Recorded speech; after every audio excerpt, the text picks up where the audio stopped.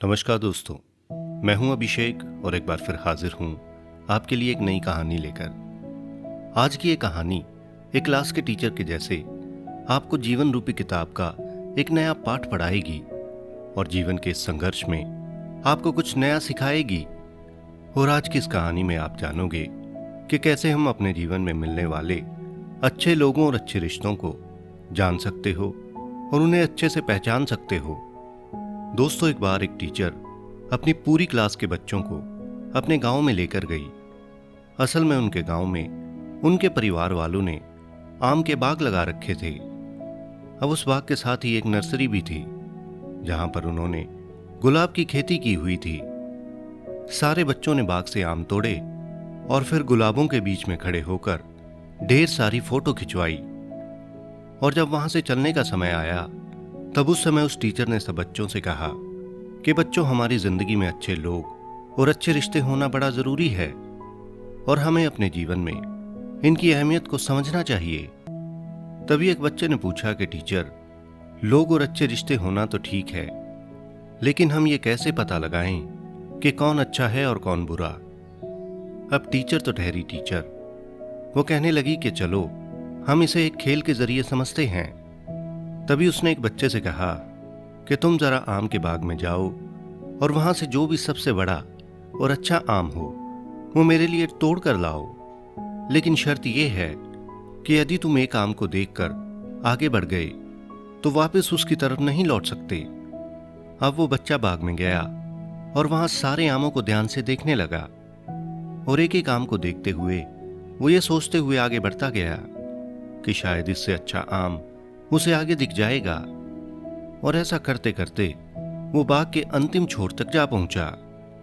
लेकिन आखिरी सिरे पर पहुंचने के बाद उसे समझ में आया कि सबसे बड़ा आम तो पहले पेड़ पर ही था, जिसे वो पीछे छोड़कर आगे बढ़ चुका था और अपनी शर्त के अनुसार अब वो वापस उस आम के पास नहीं जा सकता था। और इस तरह वो खाली हाथ अपने टीचर के पास पहुंचा और उसने सबके सामने अपना अनुभव सुनाया। अब इस पर वो टीचर मुस्कुराई और बोली, देखो बच्चों, हम अक्सर ऐसे ही लोगों को समझने में भूल कर देते हैं और अच्छे लोगों की तलाश में हम उन्हें इधर उधर ढूंढते रहते हैं और जो हमारे सामने है उसे हम कभी पहचान नहीं पाते। अब उस टीचर ने कहा कि अच्छा चलो, अब मेरे लिए इस गुलाब के बाग से सबसे बड़ा और सबसे अच्छा गुलाब तोड़ कर लाओ। अब इस बार उस बच्चे ने कोई गलती नहीं की। वो गुलाब के बाग में गया और उसे जो सबसे पहला गुलाब सबसे अच्छा और बड़ा दिखा उसे वो तोड़ कर ले आया।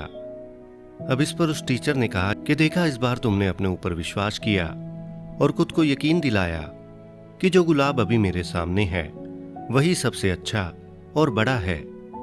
यानी अक्सर अच्छाई दूसरों में नहीं बल्कि अपने ही अंदर और अपनी सोच में ही छिपी रहती है। इसलिए ज्यादा अच्छे के लालच में उसे न खो दें जो आपके सामने है। और अक्सर इसी प्रकार हम लोगों को समझने में भूल कर देते हैं और अच्छे लोगों की तलाश में हम इधर उधर भटकते और उन्हें ढूंढते रहते हैं और जो हमारे सामने है हम उसे कभी पहचान ही नहीं पाते। यानी ये हमारी सोच और नजरिया ही है जो हमारा भविष्य तय करता है। तो दोस्तों, अगर आपने आज की कहानी को ध्यान से देखा, सुना और समझा होगा तो आप जान पाओगे कि अक्सर हम इंसान अच्छे लोगों और अच्छे रिश्तों को पहचानने में कितनी बड़ी गलती कर देते हैं। अक्सर हम ये शिकायत करते रहते हैं कि इस दुनिया में अच्छे लोगों की भारी कमी है और हम उनकी तलाश में इधर उधर भटकते रहते हैं, जबकि सच तो ये है कि अच्छे लोग तो हमेशा हमारे सामने ही होते हैं, लेकिन दुर्भाग्यवश हम उन्हें पहचान नहीं पाते। यानी दोस्तों, कमी लोगों में नहीं बल्कि खुद हमारे अंदर है कि हम वर्तमान में जीना ही नहीं चाहते। यानी जो सामने है, जो हमारे पास है, हम उसकी कभी कदर नहीं करते और इसका एहसास हमें उस दिन होता है जब वो लोग और रिश्ते हमसे दूर चले जाते हैं। अब ठीक जैसे इस कहानी में शुरुआत में मिले अच्छे और बड़े आम को छोड़कर वो बच्चा आगे निकल गया और उस पहले आम के सबसे अच्छा होने का एहसास उसे तब हुआ जब वो उसकी पहुंच से बहुत दूर हो जाता है और वो बच्चा फिर उसे प्राप्त नहीं कर पाता, जिसके बाद वो बड़ा दुखी होता है। ठीक ऐसे ही हम भी अच्छे लोगों के दूर जाने के बाद पछताते हैं और हमें बड़ा दुख होता है कि हमने समय रहते उनकी कद्र क्यों नहीं की। दोस्तों, एक बात हमेशा याद रखो कि इंसान का जीवन बहुत सारे तजुर्बे यानी एक्सपीरियंसेस का एक अनोखा संगम है और ये जरूरी नहीं कि सारे तजुर्बे अच्छे ही हों। और हर सफल इंसान की एक बड़ी अच्छी आदत होती है कि वो अपने तजुर्बों से सीखता और आगे बढ़ता है। अब ठीक ऐसे ही जब तक आप किसी व्यक्ति से मिलोगे नहीं तब तक आप ये जान नहीं सकते कि वो अच्छा है या बुरा। इसलिए जो पास है उसे अपनाना सीखो और जो बीत गया उसे बुलाना सीखो। तो दोस्तों, आशा करता हूं कि इस कहानी से आपने कुछ ना कुछ जरूर सीखा होगा।